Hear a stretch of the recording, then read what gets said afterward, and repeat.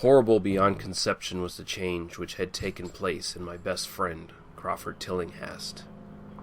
I had not seen him since that day, 2 months and a half before, when he had told me toward what goal his physical and metaphysical researches were leading, when he had answered my odd and almost frightened remonstrances by driving me from his laboratory and his house in a burst of fanatical rage. I had known that he had now remained mostly shut in the attic laboratory with that accursed electrical machine, eating little and excluding even the servants. But I had not thought that a brief period of 10 weeks could so alter and disfigure any human creature. It is not pleasant to see a stout man suddenly grown thin, and it is even worse when the baggy skin becomes yellowed or grayed, the eyes sunken, circled, and uncannily glowing, the forehead veined and corrugated, and the hands tremulous and twitching.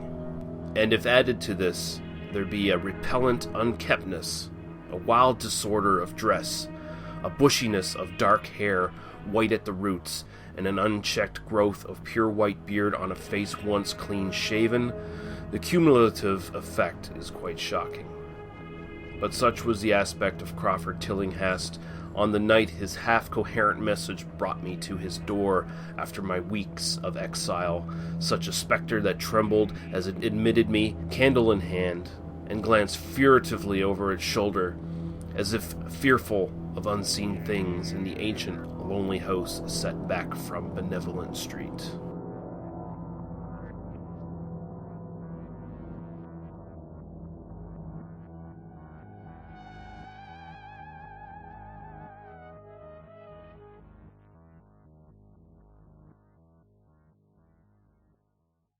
You are listening to TMBDOS. They must be destroyed on sight. The following podcast may contain adult language, conversations surrounding adult situations that may not be suitable for younger listeners, as well as spoilers for the films discussed on this podcast.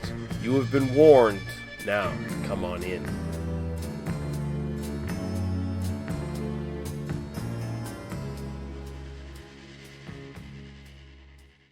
They must be destroyed on sight.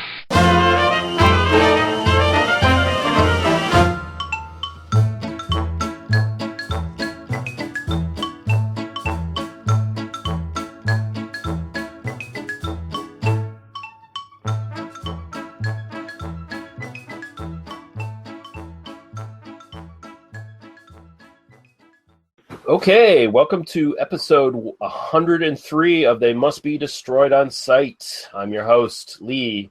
It ate him, bit off his head like a gingerbread man, Russell. And I'm currently joined by my co-host, Daniel. This guy was in some weird shit. Harper, how you doing, sir?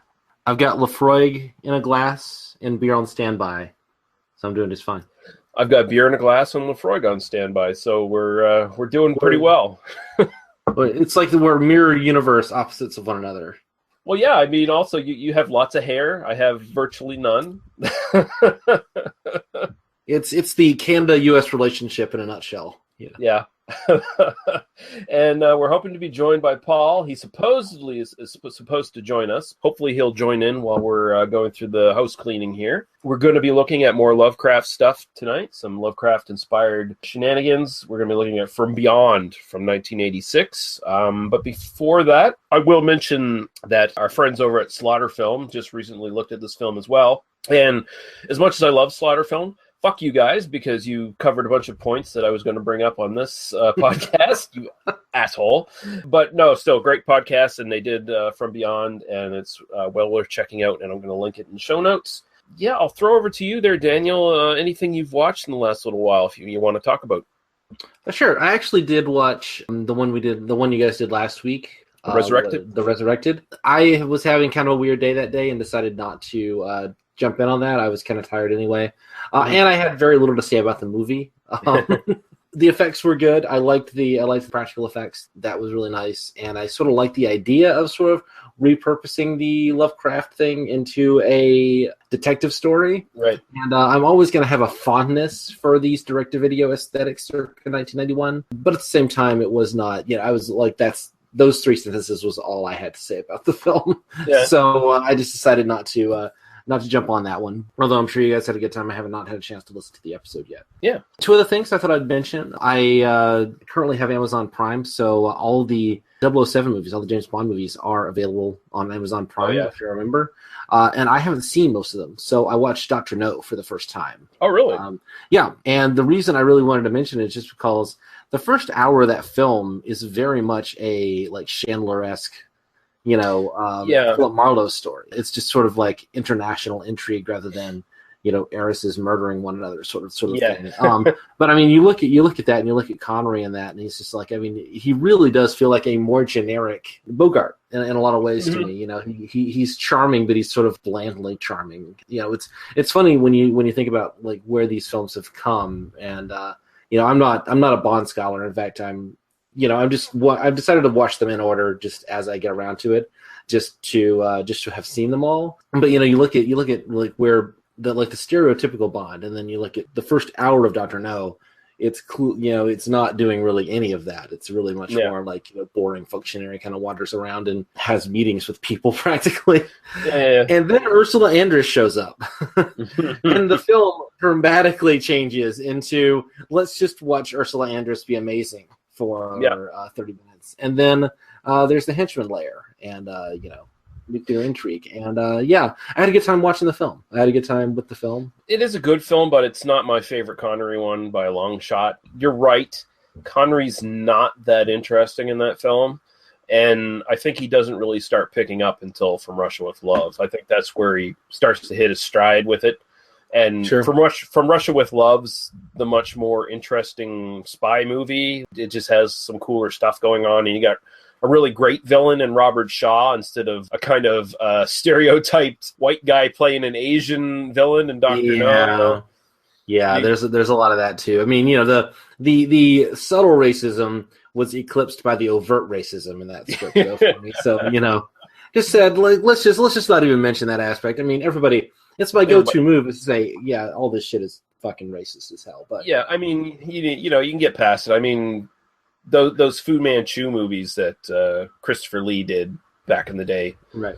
They're still a lot of fun, even though it's just so goddamn dumb not to actually put an actual Asian in the role. But it is what it is. It is like one of those things where Pulp Fiction clearly had this. Particularly in the 30s and 40s, there was this obsession with the Orient. Yellow Scare.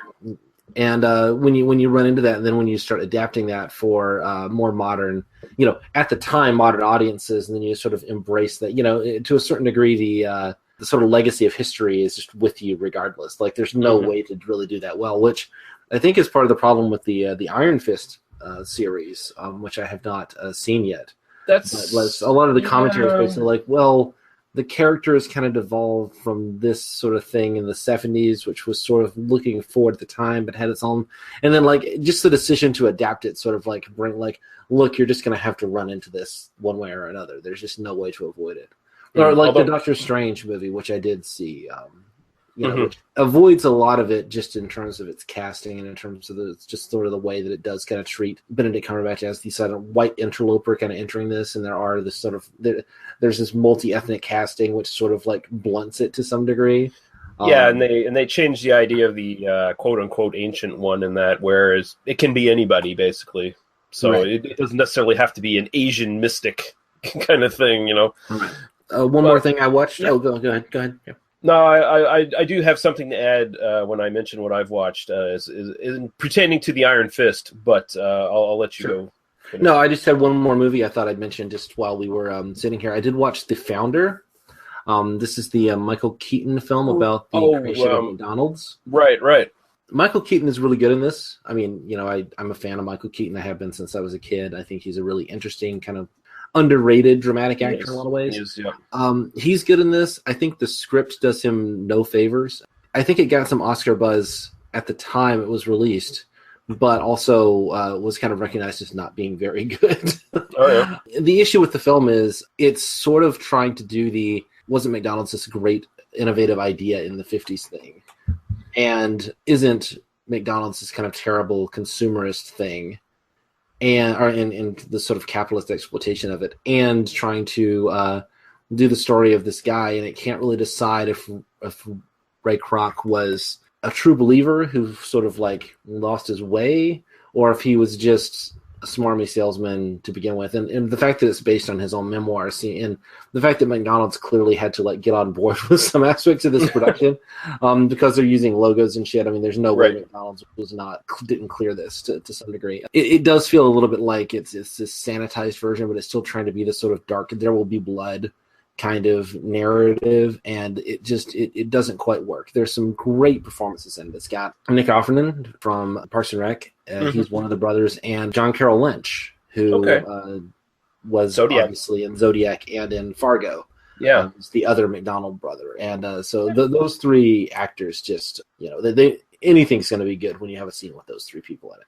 From the stuff I read about it, it seemed like there was sort of a pro small business, anti big business kind of message in it. Are you saying it probably doesn't quite hit that mark? It definitely is sort of playing that angle, because it does treat the two brothers as sort of like they've been fucked over by Ray Kroc, which is true. Right.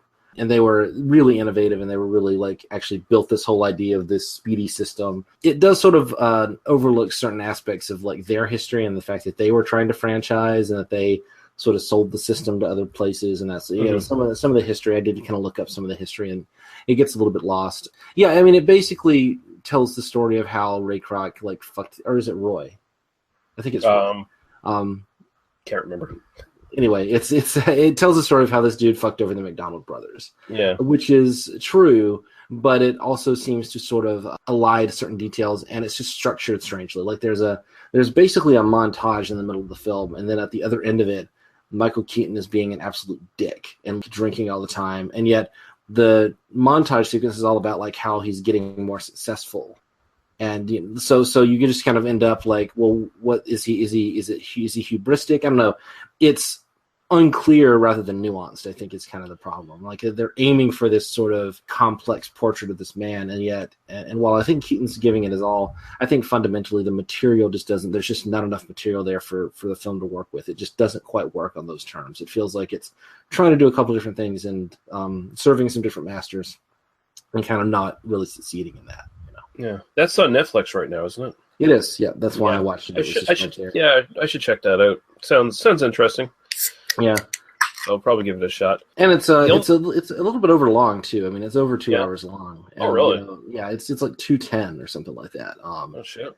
And I was kind of thinking like an hour 45 is a more reasonable length, and I think that partly that's because they throw in a bunch of like pro McDonald's propaganda at the beginning. Oh, like the magical creation of McDonald's. So it does feel like to a certain degree they sort of had to, and it's a very effectively produced like sequence. I mean, there's basically the McDonald's brothers and Kroc sit in a diner, and they explain like the process of how they came up with the system, and like it's very effectively done. But it's also like, man, do we really need to spend 15 minutes just watching them explain how they came up with the concept of this is how we're going to serve food fast? We're gonna take 15 minutes to explain why every minimum wage worker wants to kill themselves.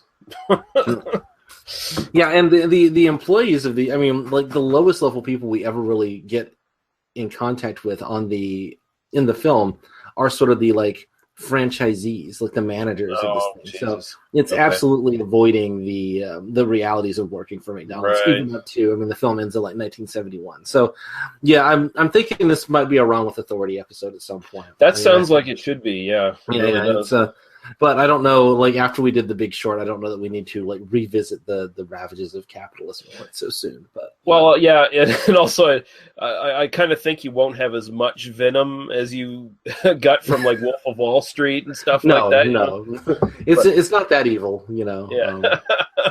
Only thing I really watched in the last little while is I binged the Defenders series on Netflix. Sure. Watch out, Mike Murphy. Here's where you can cut out for 5 minutes where we talk about superhero shit. Pretty goddamn good. Does fix some of the problems of Iron Fist, where his character kind of grows a little bit from a spoiled fucking brat to someone who actually has to take on some responsibility and start to understand he was being a kind of a entitled dick in that series. So it sounds like they they kind of realized that that series didn't work out too well, and they took the story and changed it a little bit, tweaked it a little bit, and kind of redeemed the character to a certain degree. But still, at the same time, Luke Cage, Jessica Jones, Daredevil, those are the ones you come to see. You come to see Rosario Dawson. It's pretty good. It's only an 8-episode series. Sigourney Weaver's fucking amazing in it as the villain, totally new made-up villain for it. It ends the overlapping hand storyline that's been going through the entire all the series, that shadowy group of ninja whatevers. It's kind of standard stuff, it's nothing too exceptionally surprising or anything in the show, but it's fun. All the characters play off each other really well, and I mean, everybody gets to go yeah when they see Luke Cage beat up the Iron Fist a little bit, just because everyone hates the poor Iron Fist so much. And it just made me remember how much I love Jessica Jones and Luke Cage. And they actually do something interesting with Elektra in this, where she was just kind of a non-entity in the second series of Daredevil, and they actually make her character more interesting in this and change some things up. And yeah, I liked it. Overall, thumbs up. Pretty good series, and it's an easy fucking binge. You can do it in one day. That's what I did. Yeah. So awesome. Yeah. I never really caught up with Iron Fist. I never caught up with Daredevil, honestly. Like, I started the first season of Daredevil and just sort of, like, I know that once Vincent D'Onofrio shows up, it's a much better series. Yeah. But I didn't get that far. I think I did like an episode and a half and just sort of fell asleep that night. But I love Jessica Jones, and I really liked Luke Cage. But it sounds like going to 8 episodes is a positive thing, because they, both Jessica Jones and Luke Cage feel a little bit flabby in terms of. They stretched out, because you sort of ended Luke Cage almost halfway through the series, where the really main bad villain ends up getting killed, and then they introduce a totally new one, which is like, it doesn't quite work. Right, and then they basically just kind of have this like big fight sequence at the end between the two, which was only ever going to end one way. I mean, like the Diamondback was in no way compelling. No way is as compelling as the just ordinary gangsters that Luke Cage. I mean, the whole point of like that first. I think. I mean, I've seen some people kind of. I mean, misinterpret. It's hard to say, but like, I've seen some people I think misinterpret Luke Cage in the sense that that's a show that's about somebody who can basically beat anybody up, but then gets put into situations where he can't do it because of, political reasons, or because of, that it sort of explores the limits of how much can you accomplish just by punching people. Right. And I think that that's a really, really powerful idea, particularly explored within that world. I mean, I loved the gangster shit in that, the really like the scheming and the wheeling and dealing and the almost Scorsese movie kind of elements to big chunks of the Luke Cage. The Cottonmouth stuff was good because that was a 3-dimensional villain. Like, he had depth, right? He had a backstory, he had depth, he was interesting. He had the fucking Delphonics play in his club. I mean, what more do you fucking want? What else do you need in your life, right? Yeah.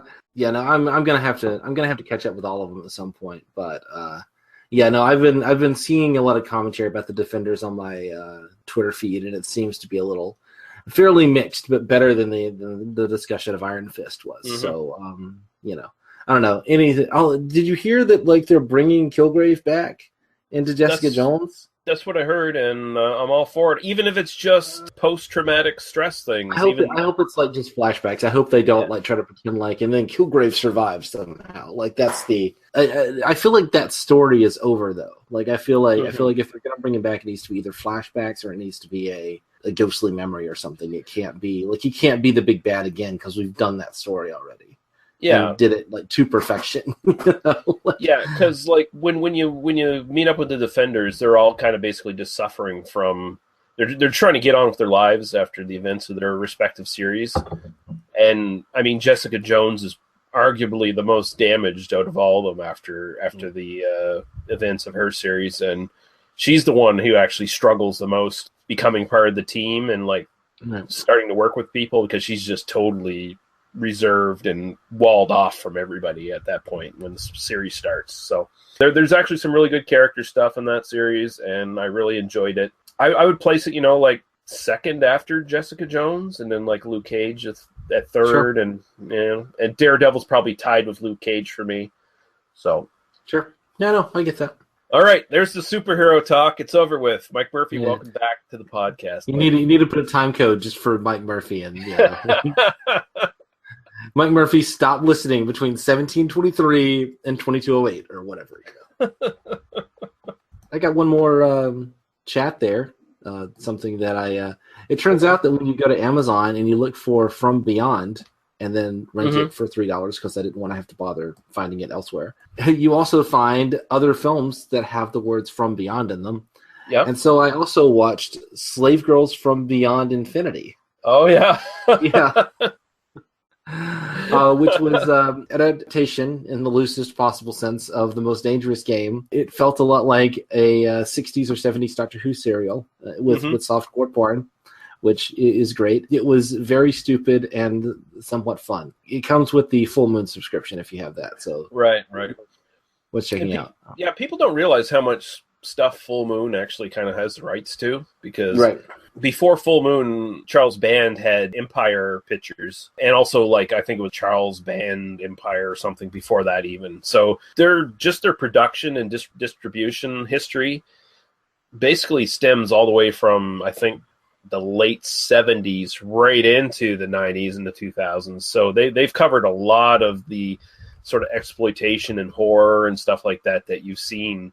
If you look up Empire Pictures on Internet Movie Database, the list of stuff that they've done is pretty goddamn long, and there's a lot of notable good stuff in there. There's a lot of schlock and shit too, but yeah, they do a lot of stuff. So it's cool to see that they have that online service there. I'm sure that's probably making them a pretty good coin at this point. Yeah, I mean, for $6 a month, it's really, if you're a fan of this podcast, it's probably a reasonable expense for you. I kind of dip in and out of it. Like if I see something like worth seeing, I'll buy it for another month and then, just kind of let it go for a while. And then, but yeah, no, it was definitely sort of worth checking that out if you've got it. They also have another one, Beach Babes from Beyond. Oh, Beach Babes from Beyond is fun.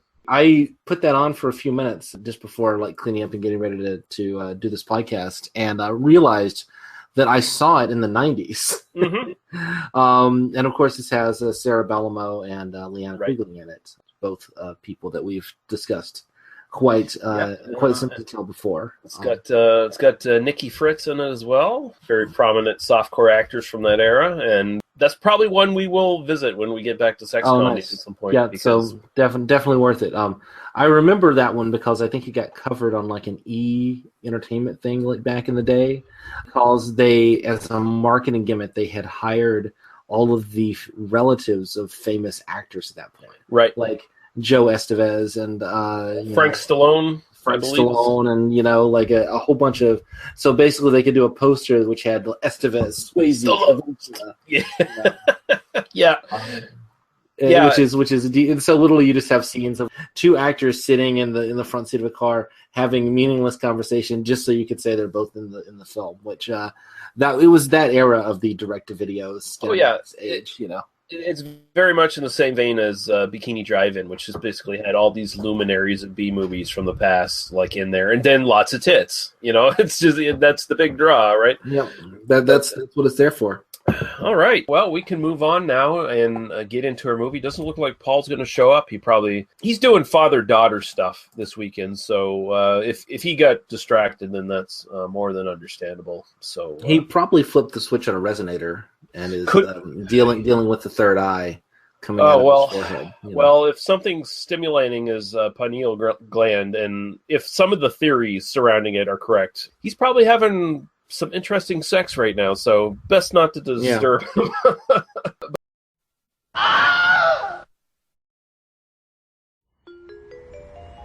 him. Great coffee. Hey.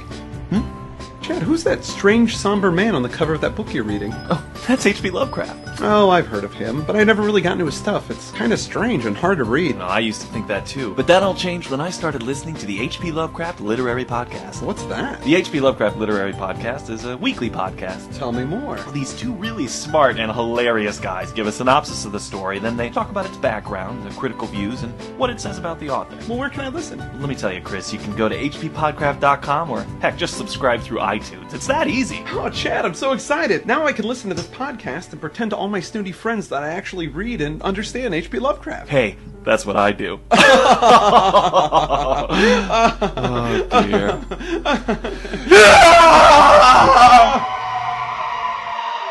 hppodcraft.com.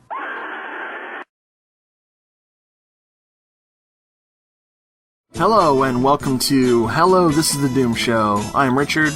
And I hate the burning. Sheesh, who are you? Speak. And I'm Brad. She came in and said, "Buck, buck, buck," and he said, "Buck, buck, buck," and she said, "Buck, buck, buck, buck." That's what I got. One is the Suspiria boner, the other's the Inferno boner. Anyway. Which one is crying? The boner of tears. Hello, This is the Doomed Show is available on hellodoomedshow.podomatic.com and doomedmoviethon.com. Hello, this is the Doom Show. Richard, Brad, Jeffrey, Naffa. It's the Doom Show. Hello, this is the Doom Show. Slashers, G.I. Low, and horror. But yeah, we're going to be looking at From Beyond from 1986. Every journey begins in the mind.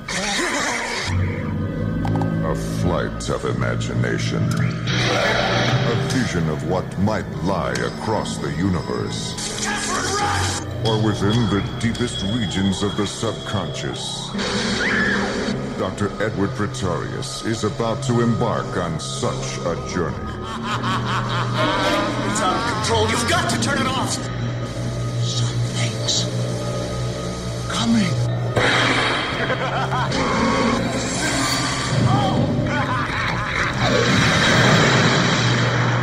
Humans are such easy prey. From the makers of Reanimator, From Beyond. Directed by Stuart Gordon. Written by Brian Usna, Dennis Paloli, Stuart Gordon, and this, of course, is adapted from the short story by H.P. Lovecraft. It's starring Jeffrey Combs as Crawford Tillinghast, or Tillinghast, actually. Barbara Crampton as Dr. Catherine McMichaels. Ted Sorrell as Dr. Edward Pretorius. Ken Faree as Bubba Brown-Lee. Carolyn Purdy Gordon as Dr. Block. Bunny Summers is Neighbor Lady, and Bruce McGuire is Jordan Fields. And I think that's actually every single person that appears in the film. To be fair, like there's other than some assorted victims at the hospital. Yeah, right? So I'll read the very first synopsis from IMDb here, and this is from Claudio Carvalho from Rio de Janeiro, Brazil. All right, so let's see what you have to give us here, Claudio, because I haven't read these yet, so this might be really bad. Dr. Edward Pretorius and his assistant, the physician Crawford Tillinghast, have developed, I didn't know he was a physician so much, I don't think they specified that, have developed the resonator, a machine to stimulate the sixth sense through the pineal gland. I want to keep saying penis gland. It's pretty much that, though. When Crawford activates the apparatus, he sees creatures flying in the air, and he summons Dr. Pretorius. The experiment goes out of control, and Dr. Pretorius refuses to turn off the resonator. Meanwhile, their neighbor calls the police, and when the police officers arrive, they see Crawford trying to escape from his house and Dr. Pretorius beheaded. Crawford is sent to a mental institution under the supervision of the sadistic Dr. Block. I wouldn't say she's sadistic. She's just kind of a bitch. However, the prominent psychiatrist, Dr. Catherine McMichaels, requests the custody of Crawford, and Detective Bubba Brown-Lee, that is investigating the case, stays with them. Catherine goes with Crawford and Bubba to see the resonator and turns the machine on. The Dr. Pretorius returns in a muted shape and attacks them in the beginning of a gore night. Okay, a gore night with weird life forms.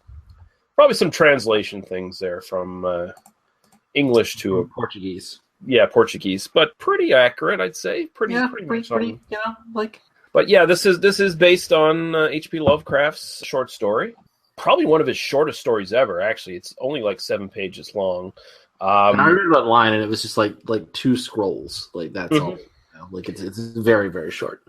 Yeah. So you actually did some prep work for this and read the short story before you watched the film. So first off, what did you think of the short story? I'll preface this by saying I have lots of sort of cultural knowledge of H.P. Lovecraft, but very little like direct experience. I have not read basically any Lovecraft, and yet so many of the things that I have read have been so influenced by him, and I know a lot of people who have, like yourself, who have, kind of a detailed knowledge, and so I end up in conversations about Lovecraft despite not knowing anything about H.P. Lovecraft, which this is the internet. That's what we do, is we opine at length and with great vociferousness about things we have no knowledge of. So not something I try to do publicly. So I just want to admit my kind of general ignorance at this point.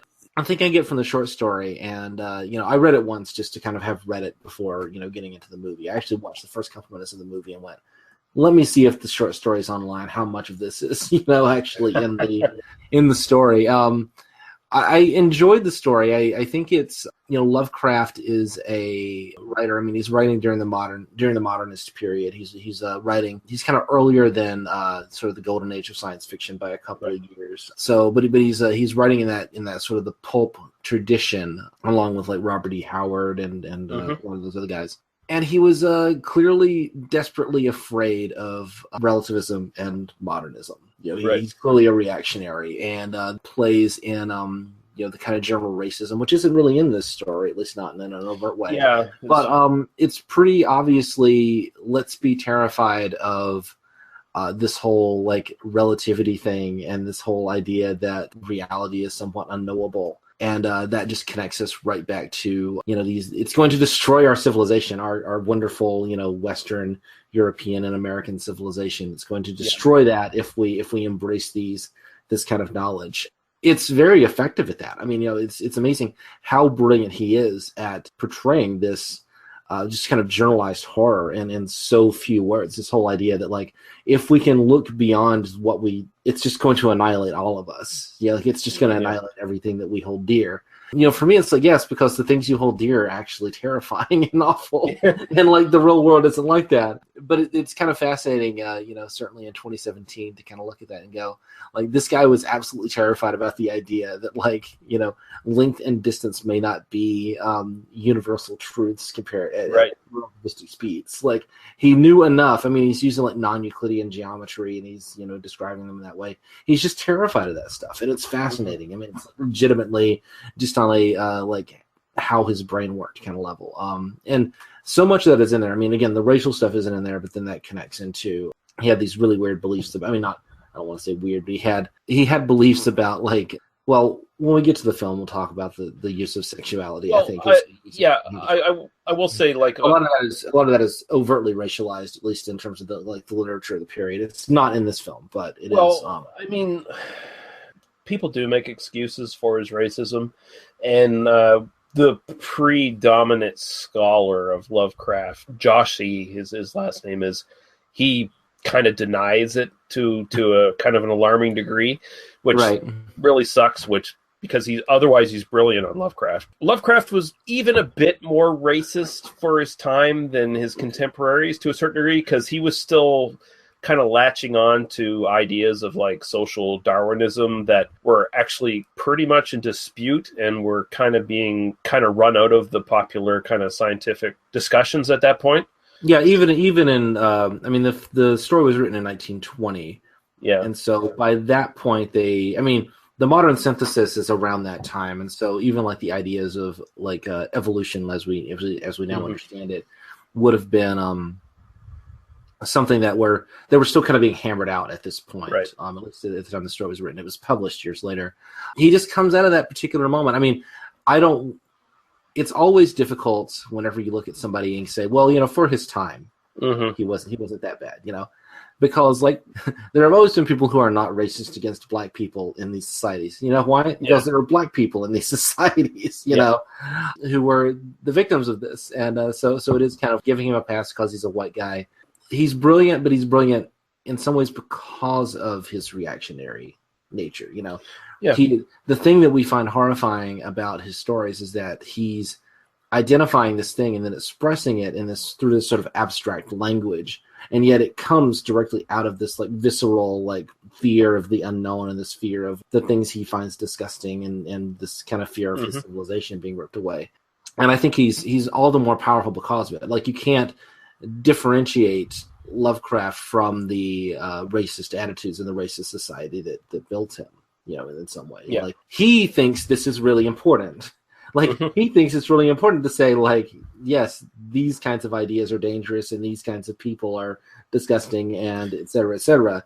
And to deny him that is to deny who he was, like, to a certain, So anyway, that's kind of my take on the story anyway. But I enjoyed the story. I mean, it's sort of, I did not read it in depth. I read it with a sort of general, like, I just need to kind of read it and kind of know what's going on. So I did not do a detail, but I love the way that it just kind of ends with, basically what happens is he sees the monsters. He can't move, but he sees the monsters, and Pretorius, or not the unnamed, I guess the unnamed narrator, and then Tildegrast is the is the like mad scientist. Yeah. So in a way, they kind of flip the roles a bit in the film, So the unnamed narrator kind of sits there, and then he has this experience, and Tildegrast is a little like, because we can see these things, all of the material world is meaningless. It's all, and it is like, what you're reaching just a little bit there, man. Like, you're reaching just a bit, but it's so aptly expressed in terms of the horror. I mean, it is, there are people today and yesterday who, when confronted with the unknowable, thought it meant that everything that could possibly, that might exist is meaningless if atoms exist. Lovecraft expresses that perfectly. And I think that's what makes him powerful. Because so many of us have that feeling that this far and no further, any further than this, confronting this void is too much for any of us. It'll just destroy us. So moving on to the film, what are your sort of initial sort of general thoughts on how it works and how it adapts the story? I mean, it basically starts at the end of the story in a way. It's sort of, the story kind of ends with an acquittal, or a sort of like the police determine that the narrator is not responsible for the death of the scientist, because the scientist, he had a cardiac arrest or whatever. And so they just, and then, you had to go off on your own thing. The story, or the movie, kind of like reverses it and said he's still in prison, or he's not, he's in the mental hospital. He's being, he's being investigated, and then brings in sort of the psychiatrist and the scientist to sort of determine what's going on. I really love that aspect of it. I love the fact that it just, because the story is kind of a premise more so than it is like really a narrative, and so it kind of gives us this narrative on top of that. It basically works on its own terms. I think that it's going after different fish. I mean, if the Lovecraft is about sort of the confronting the unknowable, there's a little bit of that in the film, but it really just kind of becomes about this sort of antagonistic relationship that these guys have against Pretorius at a certain point. It really just becomes about Pretorius is a big bad guy who's just like taking on superhuman powers, and then so it loses some of that central metaphor. But I think in a way that works within the context of the film. I mean, it just sort of becomes less thematically interesting. Although they have this, they have this sexual theme that's completely missing from the original, which points right back to the fears that would have been present in the original Lovecraft material. Right. So there is this kind of weird like disconnect there. Like that material will work better in the original story than it works in the film at large. Except they just do, I don't know. Like I guess we'll have to talk about that a little bit later. But overall, I like the film. I'm not bored during the film. I really like the effects. I like the look of the film. I really love seeing what's his name, the dude from Dawn of the Dead, looking like Kim Faree, O.J. Simpson in this role. Well, he was a football player before he became an actor. So. Yeah, no. I mean, no. I was just one of the other things I watched a bunch of documentaries recently, and I watched this documentary about O.J. Simpson, and I'm just sitting there going like, "Oh, this is made in '86. This is very much like O.J. Simpson would have been too expensive to get for this role at this point. Right. That's essentially the dude he's playing. He's playing like the All-American former football star who then goes into like private security or whatever. It's and I just love that his name is Bubba, and he has probably my favorite moment in the film as well. If you'd like me to, like the funniest thing that happens in the film for me is when he's hungry. And When he's cooking, he makes chicken and dumplings. And first of all, I'm like, of course, the black man is making chicken and dumplings. But it's such a great little character moment. I completely forgive it, So he's making chicken and dumplings, and then you see him like bring the pot over to the plates, and he puts like one on one plate, one on the second plate, and then the other three are on his plate. Yeah, I mean, I love this character because first it does play a little bit to his previous character in Dawn of the Dead as Peter, where he is actually the most sensible, kind of rational guy in the entire movie. Like he's got a good head on his shoulders. He's got to deal with all these crazy fucking white people, and of course, he also has the sort of comedic, stereotypical kind of here's the black character in a horror movie kind of tropes too. Is like he's basically the first major character to die as well. He dies way early in this film. He dies way earlier than everybody else, which is and needlessly. Completely. He gets swarmed by the same fucking locusts that were that were attacking everybody else, but they started attacking him because a flashlight shined on him. I don't know what it seems like there was some logic fails in that. Like I didn't get what the film was trying to suggest there, but it's a little weird. But he literally he has the flashlight in his hand, and he's like, this is the last. He's already tried a gun, he's already tried an axe, and then I got a flashlight, so I'm just gonna shine it on them. And then, he just throws the flashlight aside, and then the locusts kill him. And whatever. There's something going on. Like the filmmakers thought. I'd love to see what that direction was in the script. What they said was happening. Well, I know what the direction was. The direction was we have to get to this really awesome shot of him being up and having his prosthetics and him dying of shock as he it's really just a delivery system for the effect, and it's an amazing. The effects are really for the most part really amazing. Some of it's pretty obviously blue screen and kind of not even that good for 86 blue screen, but for the most part, particularly the prosthetics are phenomenal. In fact, compare favorably, at least equal to a film we discussed a little while ago, Slither. It reminded me a lot of that. Clearly Slither is inspired by this sort of idea of how to do monster effects. So no points for me there for referencing the 20 years later somebody else would use these ideas. It made me think it made me think fondly of Slither in a lot of ways in terms of the quality of the effects. And obviously in 86, that's an even greater achievement than it was for James Gunn. Right. I really love how this movie kind of just takes the original story and runs with it because, you've got 7 pages. You don't have a lot to work with there. Like you said, it's very much just a premise for a story. It's not really a story. So they build on it here. They give you some a lesser film would have tried to take those 7 pages and then spread them out over the course of the whole thing, right? Mm-hmm.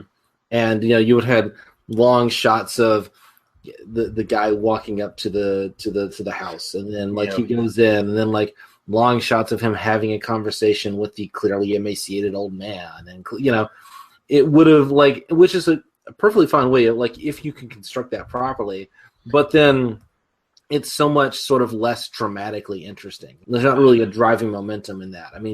That's all about mood and tone at that point. And I'm as someone who's kind of indifferent to the pleasures of horror in so many ways. That's not something I don't want to sit through 90 minutes of that. That's what I was about to say. You can't stretch that to 90 minutes. I think it's actually kind of impossible for you to stretch that to 90 minutes and make it interesting. I could see them doing it as a TV episode of a horror anthology series. Yeah, sure. Yeah, you could probably pull that off. But one of the Hammer Horror, one of the 20-minute segments in a Hammer Horror film or something, or the Amicus Horror. Excuse me, Amicus Horror. Yeah, that too. That too.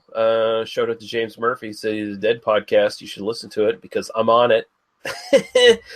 And actually, Hammer had their own TV series for a while there, anthology horror TV series, before their company totally went out to fucking pasture. But yeah, I like how they just sort of build on the central idea of the story.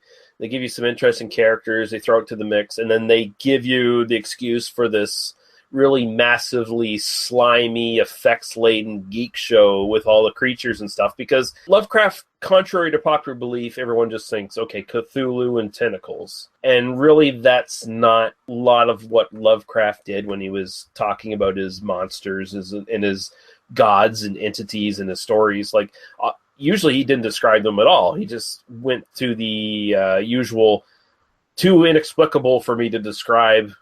If we had actually seen these creatures, we would have all gone insane, and that's it, right? But people seem to think that he's responsible for the slimy tentacle stuff, which he really isn't. It's more of the people who picked up his stories afterwards and ran with them. Well, he's terrified of like it's all about the unknown for Lovecraft. Mm-hmm. He's literally terrified of geometry. He uses like non-Euclidean as like this terrifying idea that the shapes are non-Euclidean.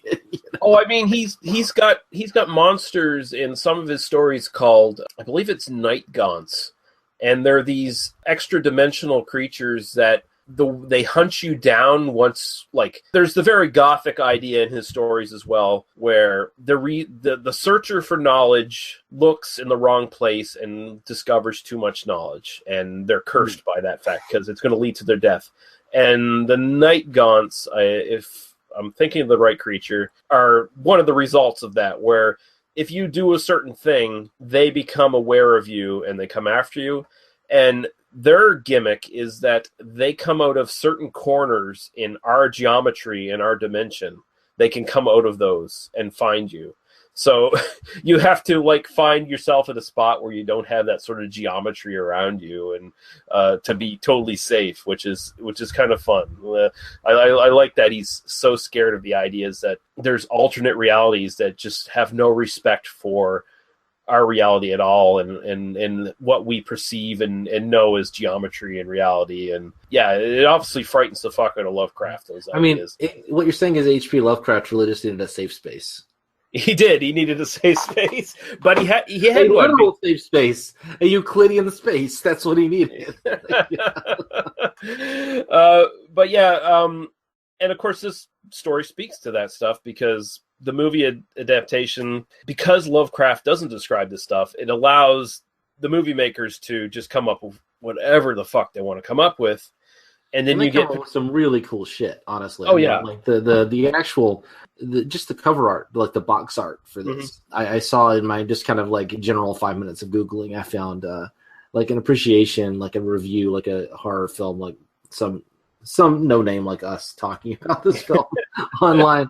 I was gonna be like really dismissive. Some no name blogger, but it's like, yeah, we get 50 listens on this. Yeah, so, you know, this is some guy who literally like went on for like 2 paragraphs just about the box art. You know, it does come out of that rental era, that sort of the blockbuster movie gallery kind of era where, you know, you'd see it on the shelf. And I probably saw this at some point. Like, I'm sure that I saw at least the you know, bits and pieces of it on Showtime or HBO or whatever, kind of growing up, and I'm sure I saw the box art here and there, but it made no like impression on me as a thing, you know. I didn't grow up with it, but the effects are amazing, and it's clear that like at a certain point they basically just went to the effects team, or there were like 4 effects teams that worked on this, right? Okay, so basically they just sort of approached the effects team and said, it makes something that looks disgusting and amazing at the same time, and we'll put it on camera. Like, it feels very much like just let the effects people play. Yeah. They shot the majority of this in Italy. It was shot in Empire Studios in Rome. And I think there's a note somewhere I read where they kind of think it actually costs more to ship some of their special effects over to Italy than it was to film in Italy.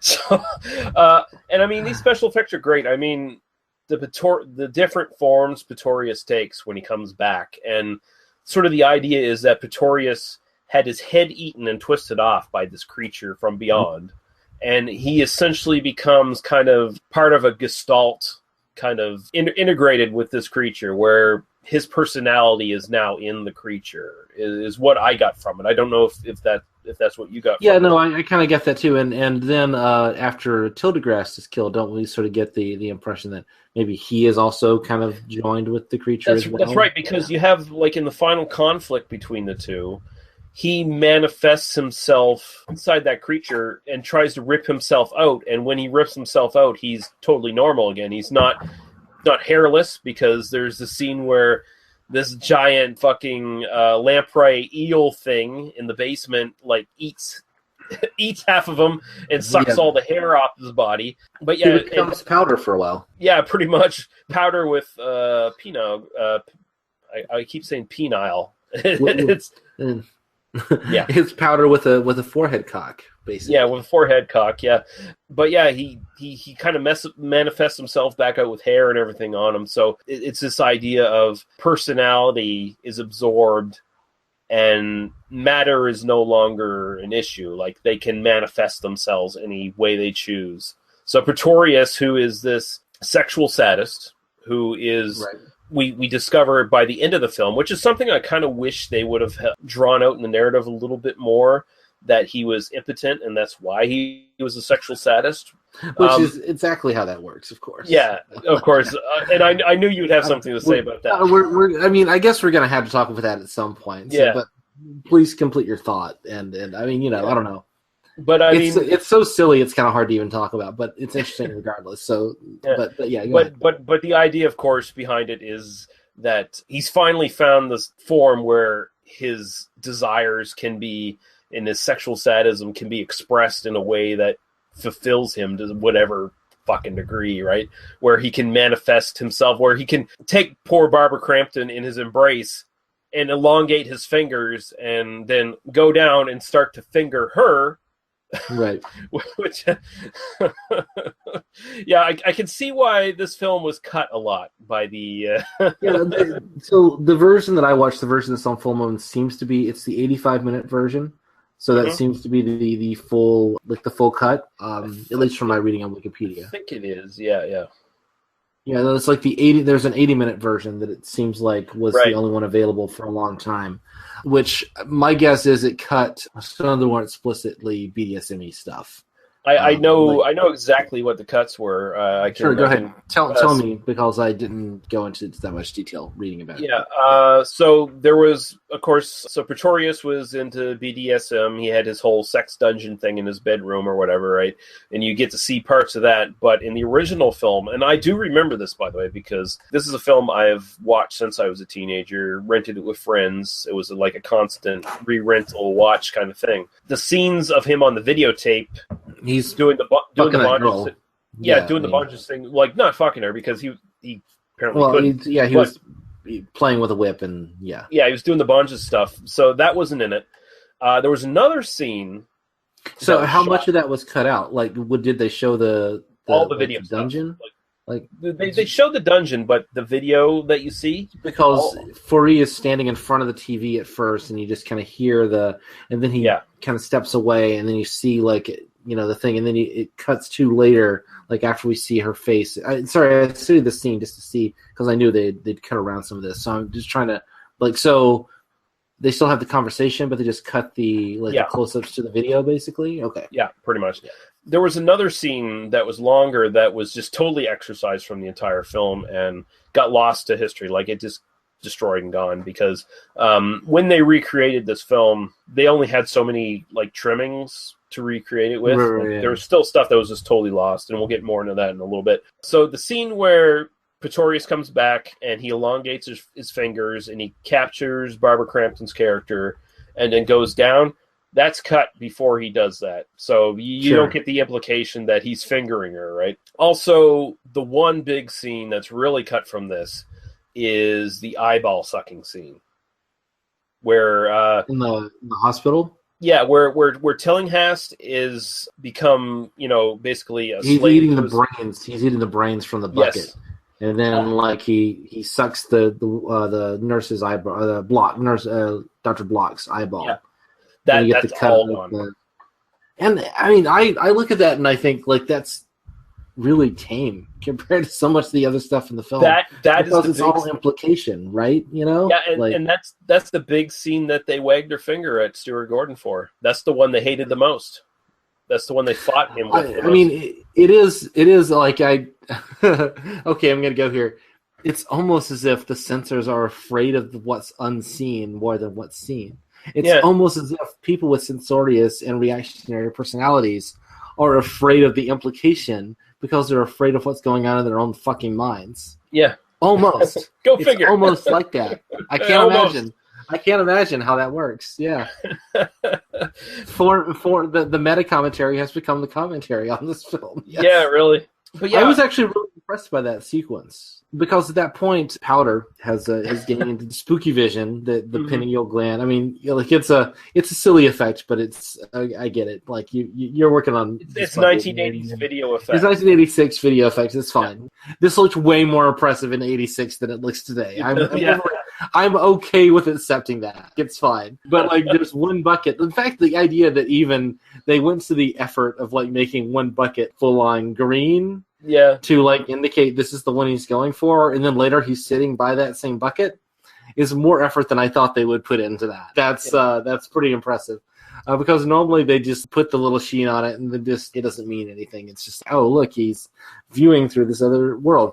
But you see he's escaped. Ordinarily, there'd be like a chase sequence at this point, right? Or there'd be like a search sequence. And then like he'd kill some guards or whatever. I mean, you don't get that. He's literally 2 doors away, and he's like, there's blood going into the door and there's like this dread. We as an audience don't know what we're going to get when she opens the door. And we don't like her as a character because she's torturing the like one person in this film that we're supposed to like.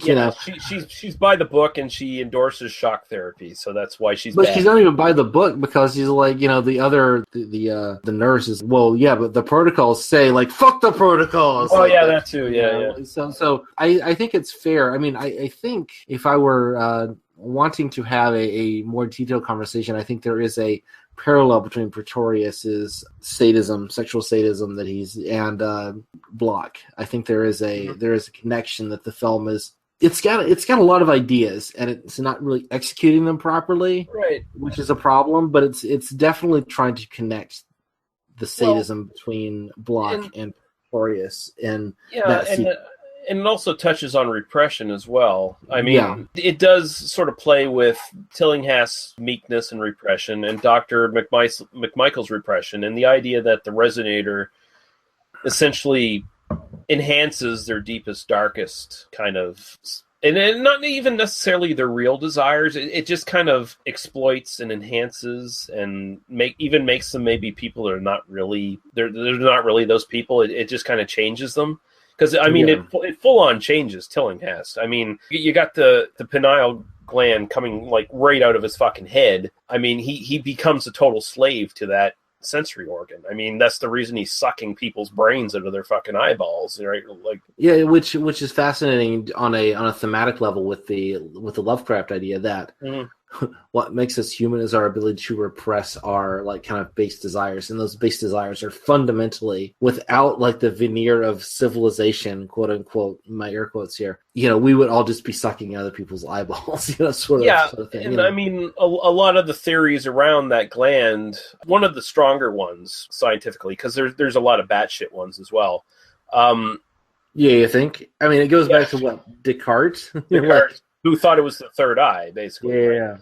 But I mean, and they literally have like the eye comes out of the. I mean, it's I mean, it's explicitly like sort of endorsing that idea, at least visually, thematically. Yeah. And there's a lot of thought behind this that I feel like it sort of has the idea and then like just discards it to a degree. It kind of takes backseat to the effects, right? Because that's the biggest selling point of the movie, but. Technically, there's a more interesting movie somewhere that explores that a bit more in detail.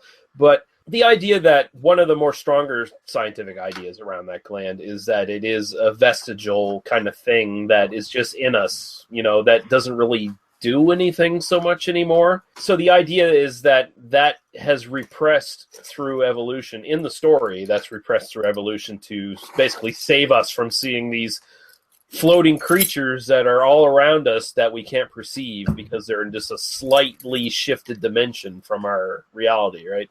It does play with the stuff pretty well. I think it does do a really good job of expanding on Lovecraft's premise. It doesn't fully, like we said, it doesn't fully explore them. It's maybe not fully satisfactory, but for what we get from a 1986 gore show with BDSM sexuality sort of tacked onto it very loosely, I think it works really well. If you accept it as what it is, it works quite well, But it also sort of fails to engage with any of these ideas. That it seems to be like it's so.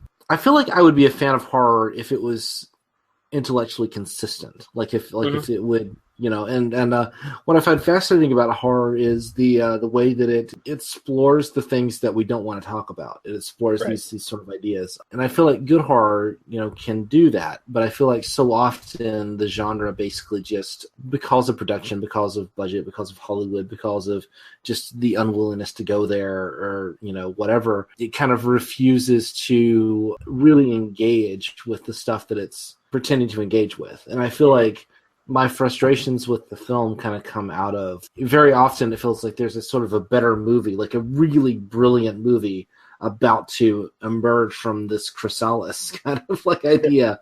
And yet it keeps kind of coming back to this a little bit more basic idea. It touches on it and then revulses from it. Almost as if it's afraid to approach the unknowable, like outside of our reality. Like there is a sense in which adaptations of Lovecraft are they're buying into the very idea of who Lovecraft was as a person, as a writer, as a creative artist. Yeah, God, that's sorry. I'm thinking out loud at this point, and I'm now thinking like I maybe need to read a lot more Lovecraft and then like watch a lot more films like this to there's probably something there, honestly. Sorry, I'm getting way too like I've finished my glass of whiskey and now I've moved on to beer. Hopefully you don't hear it too loud in the audio, but so I'm at this point of like the happy. I've had quite a bit of nice scotch headspace, and I think I'm being really clever right now. But the audience can tell me that I'm not. It's fine. It's working for me, so fuck the audience. Yeah, what do they know? What do they know? They don't have a microphone and a Google Hangout chat like we do. I was gonna say, goddamn, they come back to us every week. What the fuck do they know?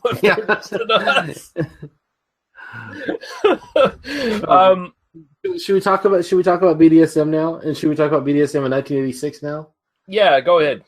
I really admire that the leather outfit she changes into is very exactly what would be hanging in this guy's closet in 1986. Like there's an like it feels very lived in. Like I've seen people basically in regular listeners will know that like I know this world better than most people do. I'm into this stuff. I've been to events. I've seen there are a lot of mid-40s housewives who have that kind of outfit hanging in their closet, and it's great.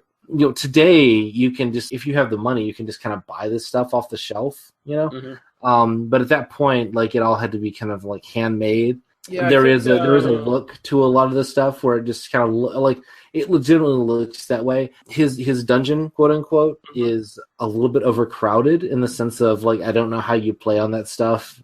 Does look like there's not a lot of room for leg work in that place, right? and especially if he's got a whip. And I'm going to tell you, like you need space for a whip. There's no way around that. I mean, most of us who are interested in whips don't actually own one, just because.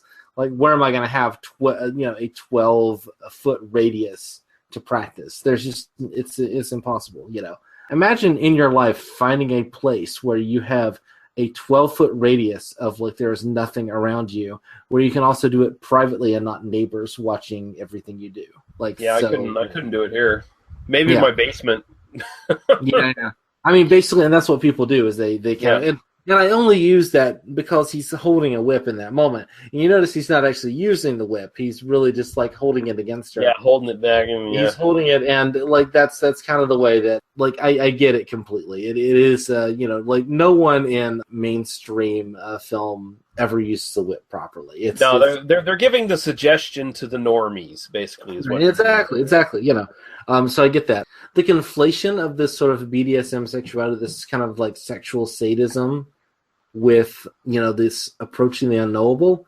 My whole thing is like it connects very obviously to the Lovecraft because like the idea of stepping outside of sexual norms is terrifying to people like Lovecraft, even today. Yeah, and for Lovecraft even more so, because even just the idea of being intimate with a woman was pretty much verboten for him. So sure. Well, I don't know that. I mean, that's fascinating, and that's something that. In what way? I guess. I mean, fuck it. We're just talking, right? He was. We have 50 listeners. Like, we don't have to be entertaining to people, right? We can just sit and chat. No. It's very well known that Lovecraft was a very sickly person. He was isolated. He lived at home for the majority of his life, and he was raised by, I believe, first his mother and then his aunt. And he was not a guy who was out courting the ladies. Let's put it that way, right? And do you think he was gay, or do you think he was just repressed? No, he was just repressed. I think I don't believe he was gay, because he did get married for a brief time. Sure. Okay.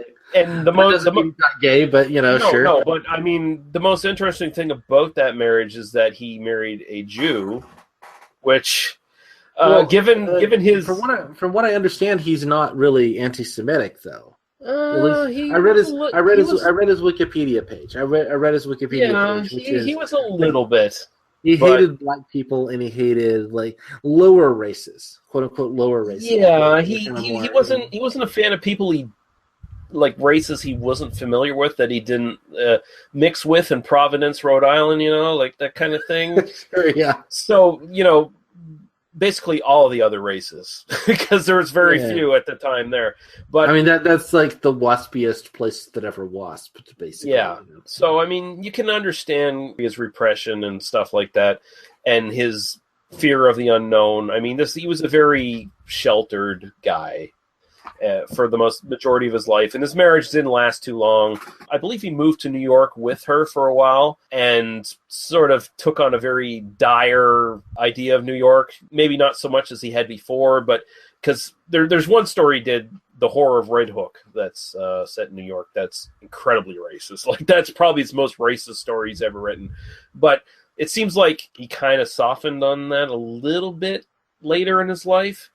Just to get back to the central point, he was kind of a very sexually repressed, like vestige of Victorian values kind of guy. Sure. Well, and the reason I ask is, or the reason I kind of bring it up is, in that time period, in that sort of Edwardian or kind of like that sort of early 20th century kind of, Africa is not like, Africa is both the kind of dark, savage continent. All of this is in air quotes. I'm not endorsing this view. Africa is the like dark, savage continent, but also had a titillation. There was in Victorian England, there was a attraction, again in quotes. They had a black woman who was called the Hottentot Venus, who was a woman from Africa, a black woman who was literally like put on display, and she had a really big ass. And the idea, like, she's a Venus, because the whole thing was like, at that time, the corset was meant to like accentuate the bottom, and like that was the whole, that was the standard of beauty at the time. And so then having this woman who was both this ignorant savage, but also was incredibly sexually enticing to people at the time.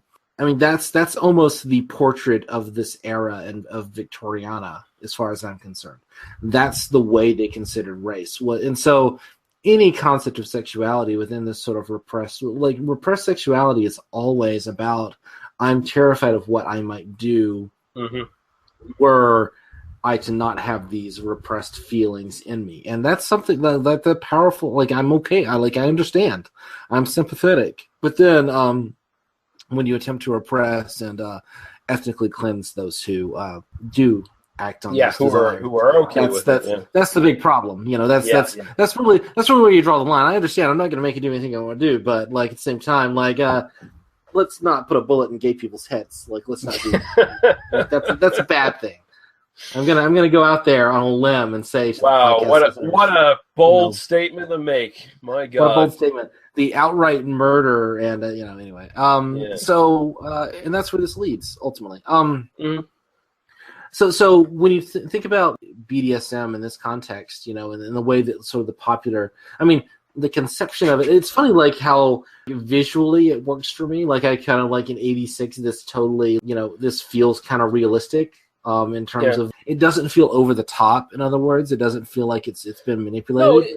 No, I didn't feel that. It felt reserved to me. Yeah, and I mean, it feels like very much. It feels lived in. Again, the outfit she puts on is not, and part of this is just a function of budget. Like they didn't have the money to spend. Like a ton of money on Stuart it, Gordon and Barbara Crampton shopped together for that outfit in Italy, I believe. So. If they shot that, I totally buy that. Like this feels an off the shelf. We spent $100 on this kind of outfit. I'm completely on board with that, and that's. I guess it's funny to me, like because so often in this kind of thing, when you see like, and then they get into BDSM because they're evil, and it's like. Suddenly they have like the $10,000 designer design covered in like super shiny. Exactly. Whereas this feels like, again, I've seen people in my real life wear that sort of thing, drink coffee. It's a thing. Like it's fine. We're normal people. It's I mean, for some people, it's walk around the house wear. Totally, yeah. I agree. Which if and again, the film doesn't really. I mean, the film kind of treats her as. Like, this isn't you. You're wearing leather here, like, we're trying to leave this place. And, I don't know. I mean, the BDSM content, it feels very, it feels like it's reaching for something interesting, but I think the film doesn't quite know what it's got on its hands. This is another one of those instances, I mean, even. But I think it works. I think it works basically better than a lot of the other stuff in the film. Again, kind of connected back to Lovecraft, connecting to this kind of the unknowable. The unknowable is going to lead us down paths that make us reject ordinary norms, right? Yeah. But the rest of the film isn't about that. The rest of the film is about this guy is the bad guy. And because he's into BDSM, he's influencing our protagonists in terms of their sexuality, and that's bad because he just wants to like kill and hurt people as opposed to doing this in a healthy way with consent, etc. I mean, I have very limited knowledge of BDSM, but it felt like it was kind of slightly dismissive, and it wasn't it didn't put a positive slant on it. It didn't explore any of the positive slants on it. Like it didn't go in that direction, and it just kind of used it as a device of the Pretorius character, basically. Right. In fact, you even have lines of dialogue where it's like you just hurt people. You don't give anyone pleasure. And it's cool to try and connect that to the BDSM. I mean, look, in '86, there's not a great understanding. I mean, today we have a much better, just as a culture understanding of this. But certainly at the time it was very easy. And the early '80s, a lot of the look comes out of there was some vicious pornography that was produced in the early '80s, which you can learn about by listening to the podcast, Rialto Report. The Rialto Report. They talk quite a bit about this. There was some really vicious stuff that was being produced that was not in keeping with what we would consider to be a healthy attitude towards it today. I understand if you're an artist around this time, if you're a filmmaker and you're a director, I understand you kind of come at it and then you use that as a kind of direct metaphor. And I, like, on that sense, I kind of admire him I admire the filmmakers for kind of bringing it up and using it in that way. Blue Velvet,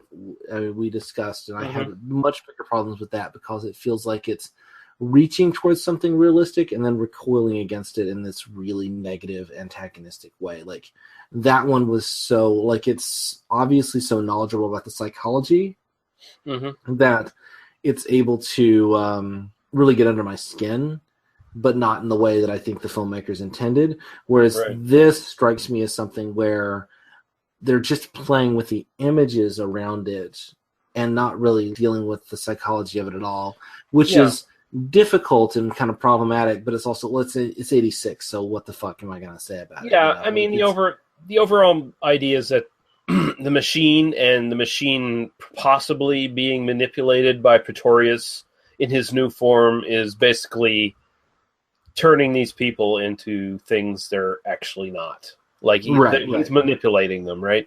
So you can kind of excuse it for that. And well, but they're also, like, they explicitly say, like, the whole thing with the pineal gland. I mean, in the film, I mean, I don't, the whole idea is, like, it stimulates the pineal gland, which makes you really horny as well. Right. Which, again, just, like, the idea that the unknowable makes you like more sexually aware, and the therefore unknowable is terrifying. having a boner. You know? Yeah, the unknowable is having a boner. Like that's so just straight up reactionary bullshit, right? Like it's just It is. And again, But I wish the film had just been that. Like, it feels like we've got two films here. So often with these films that we kind of have issues with or that are complicated. There's one film that's like we've approached the unknowable and it makes us really horny in ways we don't understand, and let's explore that.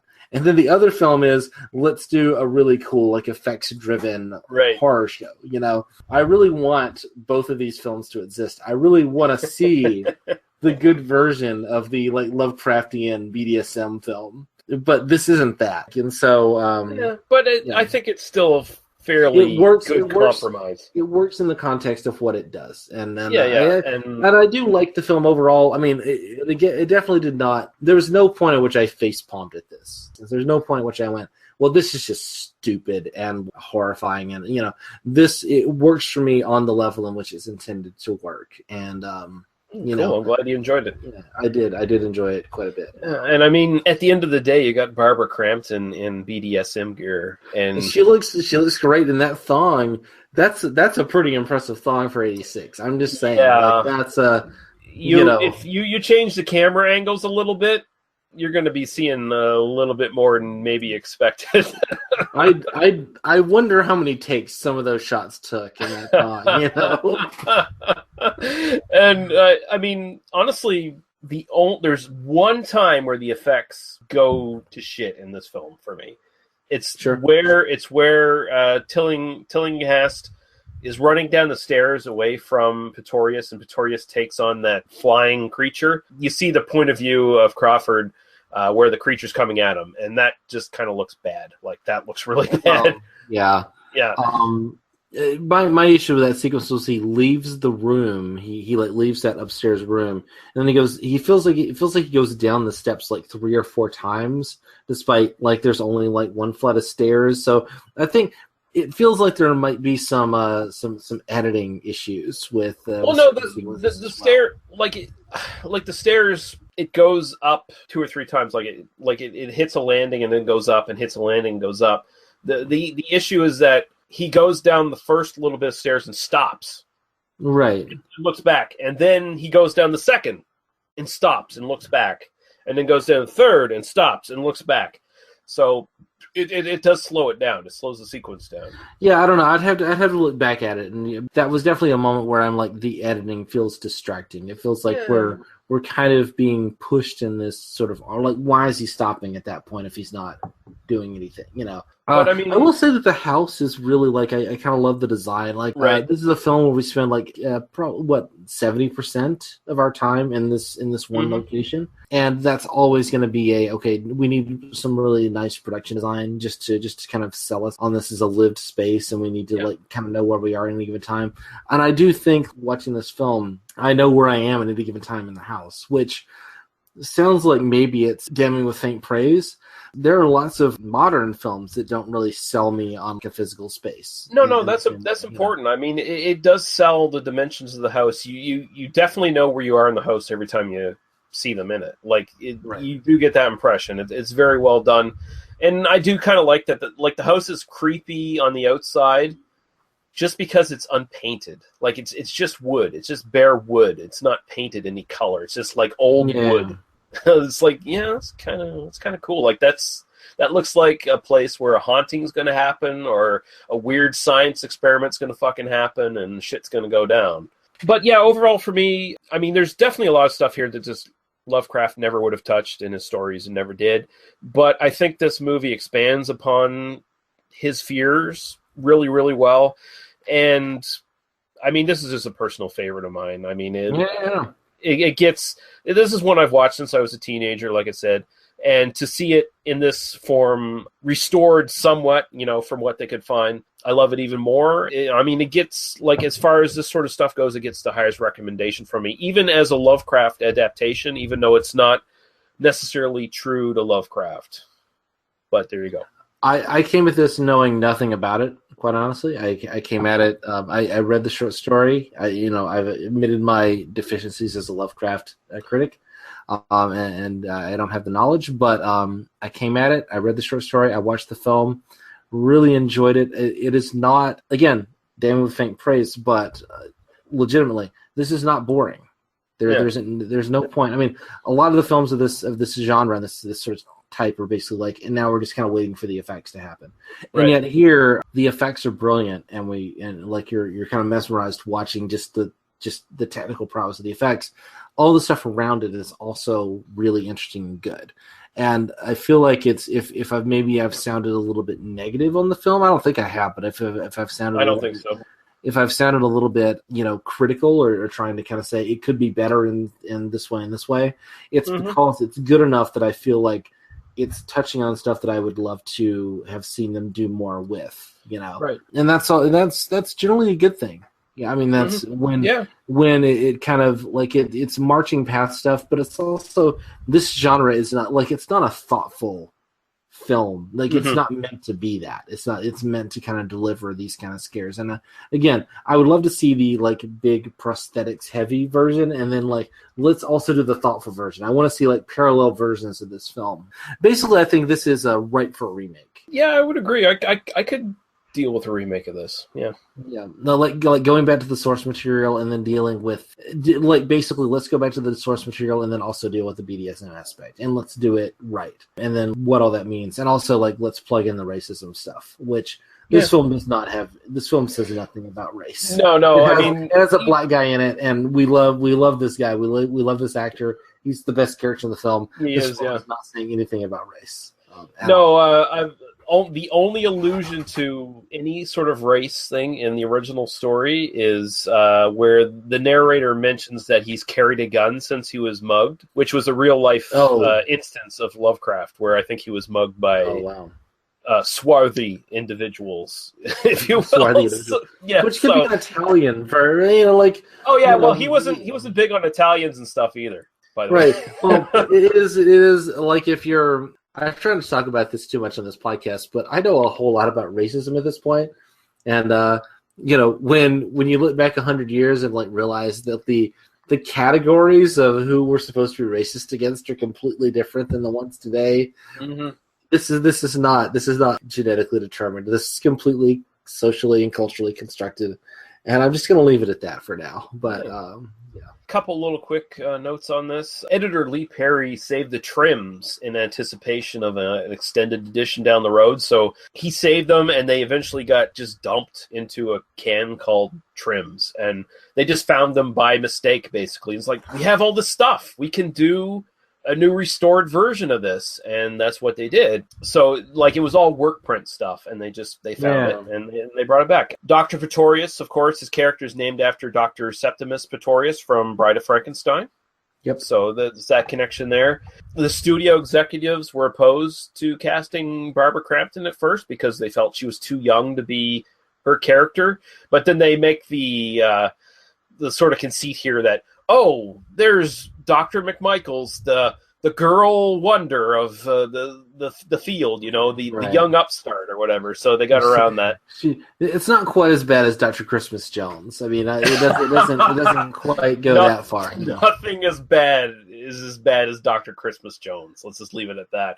Who, as we know, only comes once a year. That's the only comes once, which is wow, what a sad fucking character. God damn.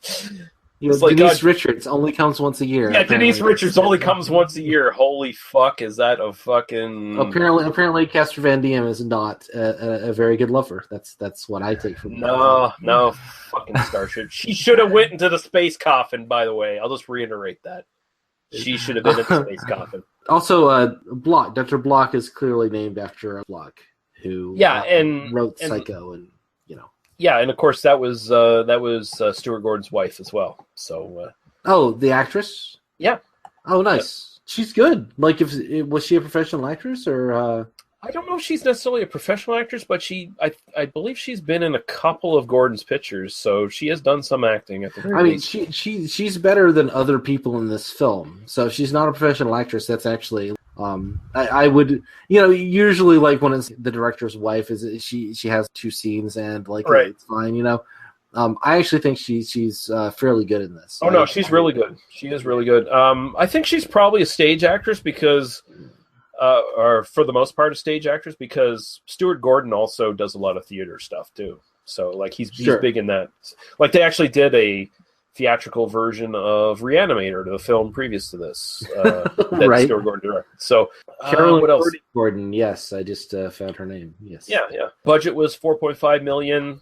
Box office, unfortunately, in the U.S. was only $1.2 million. I'd like to point out just one more thing before we. I know you're wrapping up here, and I'm wrapping up as well. But this also goes on our list of actresses who showed their tits in something, who obviously are working under a fake name, who have been lost to history, which we talk about quite often. Regina Blees. I started, once I saw, there's a girl on video who has like a line and doesn't appear anywhere else. I'm like, who is this person? And she's impossible to find anywhere. My guess is she was an Italian model or something. Probably, yeah. Probably. But yeah, she's the girl in the video who, from what you're telling me, is probably, basically cut out of this film and for decades. For decades, yeah.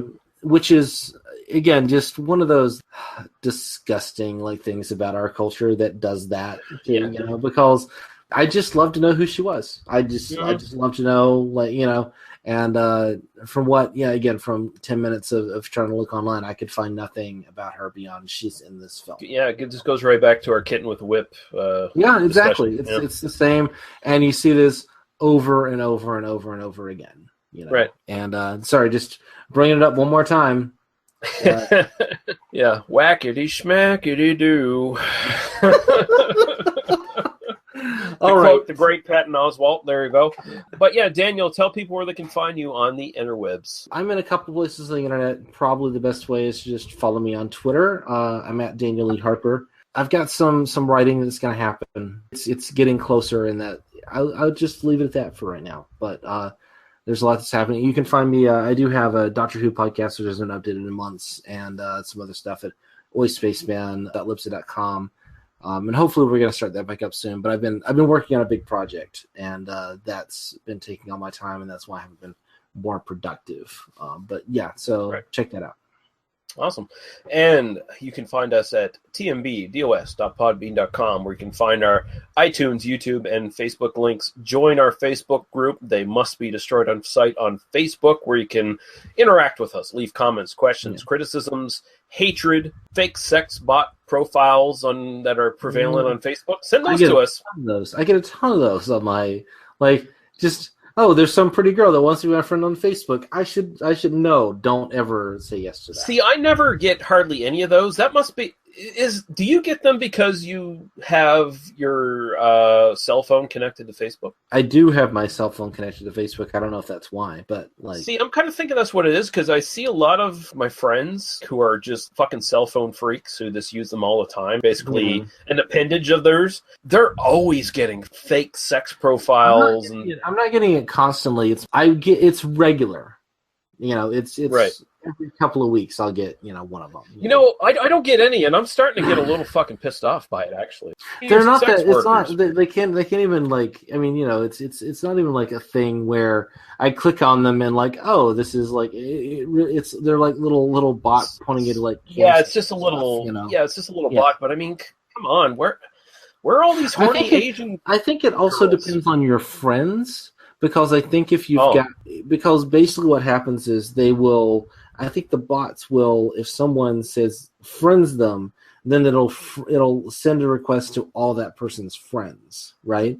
So basically you don't have any friends that are dumb enough to click on actually friend the sex bot. And I have a couple of friends who will friend the sex bot, and I get them occasionally. And you're talking to people who are so dumb that they have friends who are constantly friending sex bots. I think that's the lesson here.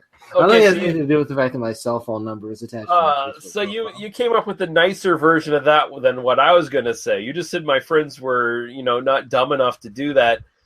I was going to say my friends weren't interesting enough in the sack to have sex bots friending them on Facebook. No, nothing to diss your friends, but I think the kind of people that are friending sex bots on Facebook are the least interesting people in the sack. That's probably true. Yeah, they're probably the ones looking. I mean, for like something. that's a class. I'm sure there are some people who friend sex bots who are perfectly, cromulent, with their sexual prowess. I'm not denying that, but I think it's probably not the way to bet if you're a betting man. Let's put it that way. Right. Okay, well, shit. Let's wrap this up. Daniel, thank you so much for joining in this week. Oh, also, Wrong with Authority .blogspot.com. That's the podcast to do with the British boys, and there's a Romero episode coming up soon. It will probably not be up by the time this goes up, but it will be up soon. We will link it eventually. Yeah, it'll be good. Like next week, it'll be fine. Yeah. Cheers. But thank you, Daniel, and thank you everyone for listening. Don't know what we're doing next week. I'll have to convene with Paul wherever the fuck he went to, and we'll figure out some more Lovecraft stuff. I think we're going to do maybe 2 more Lovecraft shows before we dip into some other interesting horror stuff for a little while. So, yeah, it should be a lot of fun. But until then, thank you everyone for listening, and we'll see you again. Bye-bye.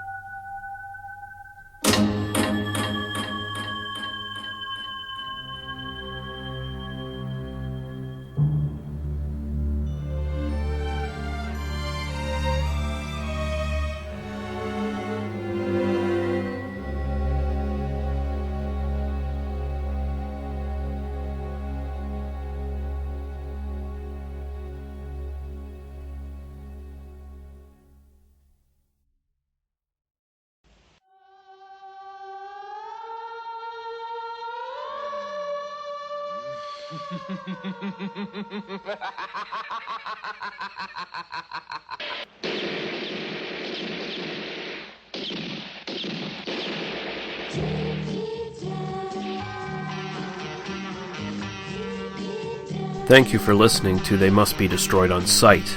For past episodes and links to our iTunes, YouTube, and Facebook group, please visit us at tmbdos.podbean.com. There you can also find links to other podcasts and websites of similar interest. If you subscribe to us on iTunes, please consider giving us a 5-star rating and a review. Please join our Facebook group, as it's the single best place to get in contact with the hosts and to know what's coming up on the podcast. Thank you. Drive through.